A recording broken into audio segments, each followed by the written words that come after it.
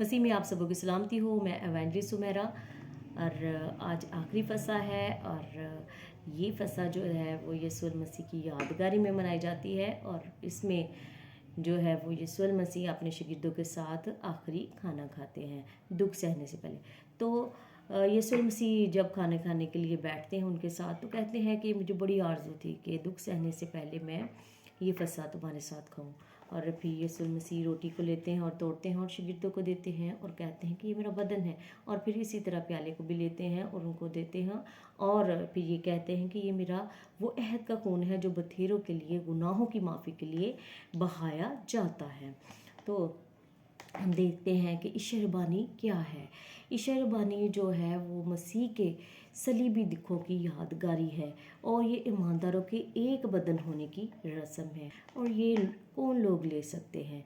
ये वो लोग ले सकते हैं जिन्होंने यीशु मसीह को शख्सी निजात दहिंदा कबूल किया है और फिर बपतिस्मा लिया होता है।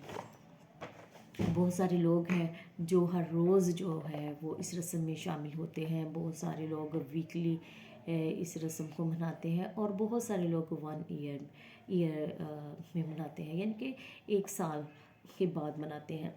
और इशरबानी जो है ना बहुत अहम तरीन रस्म है, इसमें हमें शामिल होना चाहिए। हम देखते हैं कि इशरबानी जो है वो महज एक रस्म ही नहीं है, बल्कि ये जो है वो नजात और फजल और शुक्रगुजारी है और एक बार फिर अपने ईमान की याद दहानी की रस्म है। यूँ हमें यीशु मसीह की पैरवी करते हुए अपने दीगर मसीही बहन भाइयों के साथ रफ़ाकत रखनी चाहिए।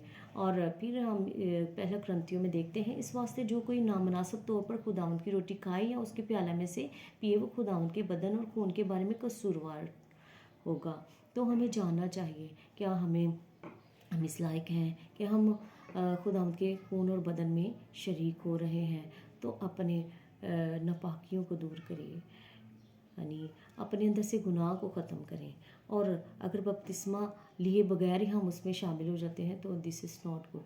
जिन्होंने बपतिस्मा लिया है वो इस रस्म में शामिल हो और ये जो है वो मसीही जो यीशु मसीह को कबूल कर चुके हैं और अपने ईमान की पुख्तगी में है और निजात का यकीन रखें कि यीशु मसीह के खून के वसीला से और उसके बदन के वसीला से हमें निजात मिल गई है। और अगर इनको मिल गई है तो उनको रूह कुद्दस का बपतिस्मा लेने की भी ज़रूरत है और वफादारी के साथ मिलकर खुदा उनके नाम से खिदमत को जारी रखें। और फिर हमें ये यकीन रखना चाहिए कि ये खून, बदन और सलीब की मोहब्बत में शरबानी जो है वो मनाई जाती है और ये रस्म में सबको शामिल होना चाहिए। शुक्रिया।